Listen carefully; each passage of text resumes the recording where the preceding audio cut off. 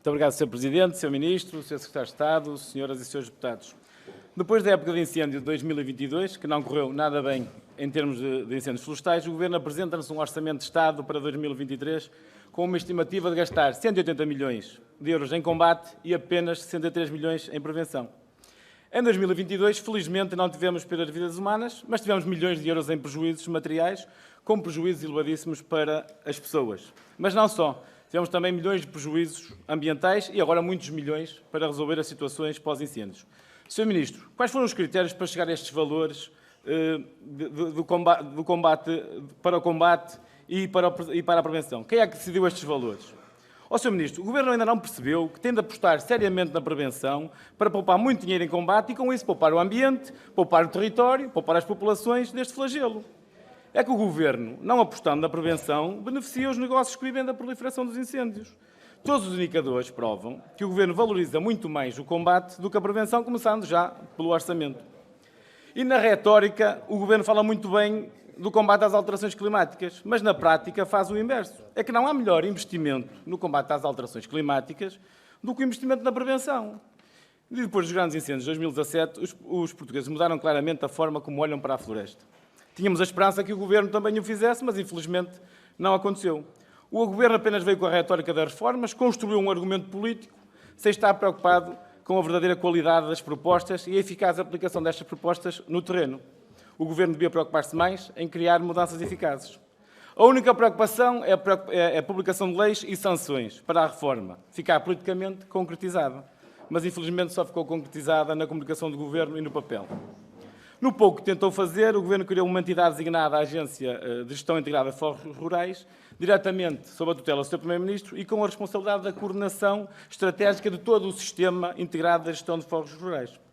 A AGIF teve presença mediática em todos os meios de comunicação social em 2019, 2020, 2021, precisamente nos anos em que as condições meteorológicas foram mais amenas e com menores riscos de incêndio. Mas eis que chegámos a 2022 e tudo se desmoronou.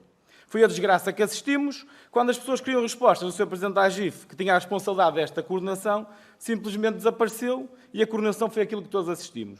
Várias entidades no terreno a queixarem-se da falta de coordenação do sistema, incêndios descontrolados e milhares de hectares de área ardida. Mas em 2022 a AGIF criou uma comissão para assimilar as lições aprendidas com um painel de peritos nacionais e internacionais que reuniu pela primeira vez em setembro e prometer conclusões em outubro. Ora, estamos em janeiro de 2023 e ainda não são conhecidas as conclusões deste relatório dos peritos.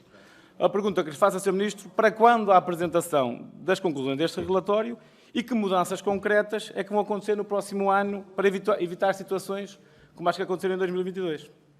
Uma das mudanças que já sabemos que está a acontecer é a mudança dos comandos distritais para os comandos subregionais. Passámos de 18 comandos distritais para 23 comandos subregionais. Mas temos a informação que a logística da mudança, a adaptação e a criação de instalações, que nós sabemos que é complicado, mas também sabemos que estão muito atrasadas.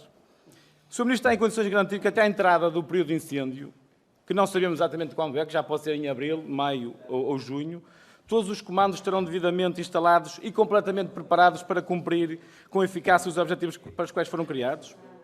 E já que falámos em prevenção, vamos também falar das entidades que a praticam, os sapadores florestais. Estamos em 2023, os contratos de apoio às equipas de sapadores florestais terminaram em 2022 e, neste momento, as entidades já estão a trabalhar num novo plano a executar serviço público sem os contratos de apoio ao financiamento das equipas assinados. Ou seja, estão a trabalhar sem saber se vão receber ou quando vão receber.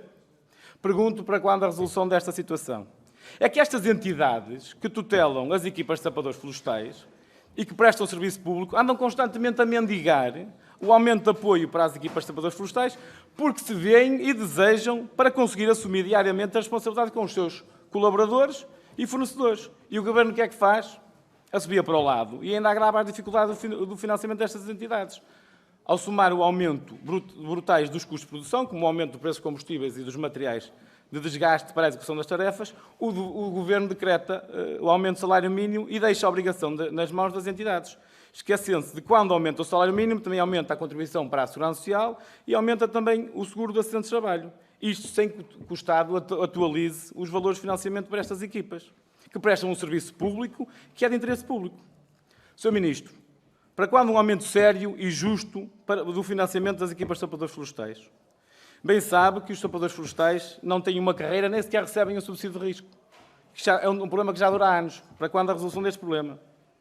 Porque é que as equipas de sapadores florestais não têm direito a usar gasóleo agrícola nas suas viaturas, enquanto que as empresas do setor florestal podem usar o gasóleo agrícola nos seus equipamentos? Tivemos em 2022 várias equipas que ultrapassaram largamente os 55 dias de vigilância no período crítico. Vai ou não o Sr. Ministro pagar os dias a mais que foram realizados, mas que não estão contratados? Falando agora do fogo controlado, porque é que o Governo, a partir de 2018, nunca mais lançou avisos para o fogo controlado? Lançou em 2018 um aviso de 600 mil euros. Todos sabemos que o fogo controlado é das medidas mais baratas e eficazes para a prevenção dos incêndios. Várias entidades o podiam fazer, mas o Governo só podia pagar 120 euros ao hectare. O que aconteceu? As empresas não concorreram, o Estado, já que ninguém concorria, acabou com os avisos. O Sr. Ministro concorda com isto? Não acha que isto demonstra uma falta de noção da realidade da parte do seu Ministério? Pergunto também, Sr. Ministro, se já fizeram os cálculos com o algoritmo que estima a quantidade de área que pode arder em 2023. Se está em condições de dizer qual é essa área. E tendo as áreas de elevado risco de incêndio completamente identificadas na Carta de Perigosidade, pergunto qual é a estratégia do Governo para estas áreas. E se há algum plano de ação para as máquinas de rastros do ICNF e também as do Exército, que trabalharem fora do período crítico e desta forma fazerem prevenção. Ou se, como sempre, só vão ser mobilizadas já depois dos incêndios ativos. Pergunto também se concorda que o Exército devia intervir na prevenção, fazendo vigilância aos incêndios e aos incendiários nas zonas de elevado risco de incêndio. Para concluir, Sr. Ministro, pergunto como estão as situações dos territórios afetados pelos incêndios, principalmente nos grandes incêndios da Serra da Estrela, de Mursa, Ourém e também no norte do Distrito de Leiria, se os prejuízos já foram totalmente identificados e contabilizados, se já foram pagas as indenizações às pessoas que perderam os seus bens, as suas colheitas, as suas habitações, os seus animais, entre outros, e como é que está o processo de recuperação destas áreas ardidas em termos de reflorestação e gestão da paisagem. Muito obrigado.